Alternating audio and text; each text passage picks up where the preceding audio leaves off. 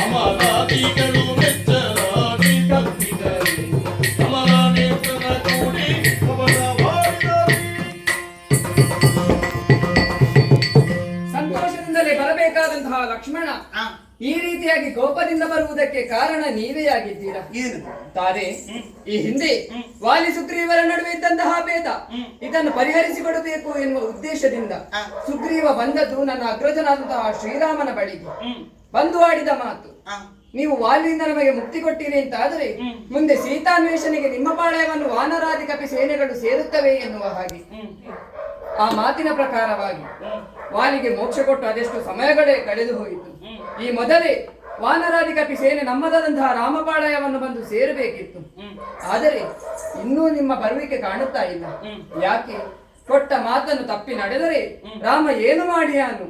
ಸೂರ್ಯವಂಶಿಗರ ಕೋಪ ಏನೆಂಬುದು ನೀವು ನೋಡಬೇಕು ಎನ್ನುವ ಉದ್ದೇಶದಿಂದ ಈ ರೀತಿ ಮಾಡಿದಿರಿ, ಅಥವಾ ನಮ್ಮಲ್ಲಿ ಯಾವುದೇ ರೀತಿಯಂತಹ ವೈರತ್ವವನ್ನು ರಾಮ ಇಟ್ಟುಕೊಳ್ಳಲಾರ ಎನ್ನುವಂತಹ ಭಾವನೆಯಿಂದ ಈ ರೀತಿ ವ್ಯವಹರಿಸಿದಿರಿ. ಹೀಗೆ ಆಯಿತು ಅಂತಾದ್ರೆ ಮುಂದೆ ಪರಿಣಾಮ ಸರಿಯಾಗಿರುವುದಿಲ್ಲ. ಯಾಕೆ ಹೀಗೆ ಮಾಡಿದ್ದೀರಿ?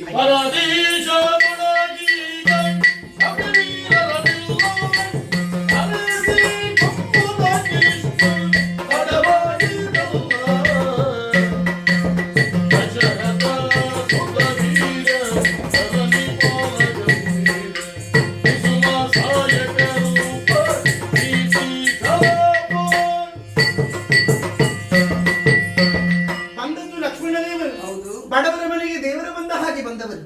ಸಂತೋಷದಲ್ಲೇ ಬರಬೇಕಾದಂತಹ ನೀವು ಕೋಪದ ಮುಖವನ್ನು ಮಾಡಿಕೊಂಡು ಬಂದಿದ್ದೀರಿ.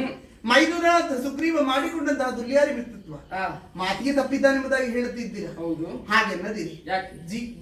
ಪ್ರಾಣಿಗಳಂತ ಹೇಳಿದ್ರೆ ಹಸಿವು ತೃಷೆ ಬಾಧಿಸುವುದು ಸ್ವಾಭಾವಿಕ. ಮಳೆ ಸ್ವಲ್ಪ ಬಿಟ್ಟಿದೆ, ಹಾಗಾಗಿ ಕಪಿಸೇನೆಯನ್ನು ಸೇರಿಸಿಕೊಂಡು ಗಾಡಿಗೆ ಹಣ್ಣು ಹಂಪಲ ತರಲಿಂಬುದಾಗಿ ಹೋದವರಿದ್ದಾರೆ. ಅವರು ಬಂದದ್ದೇ ತಡ. ನೀವು ಬಂದು ಹೇಳಿದಂತಹ ಸಕಲ ವಿಚಾರವನ್ನು ಅವರಲ್ಲಿ ಹೇಳುತ್ತೇನೆ. ಸಕಲ ಕಪಿಸೇನೆಯೊಂದಿಗೆ ಅವರನ್ನು ಕೂಡ ಕಳಿಸುತ್ತೇನೆ. ಆದೀತು ತಾನೆ. ದಾರಿ ನಿರೀಕ್ಷೆಯಲ್ಲಿರುತ್ತೆ.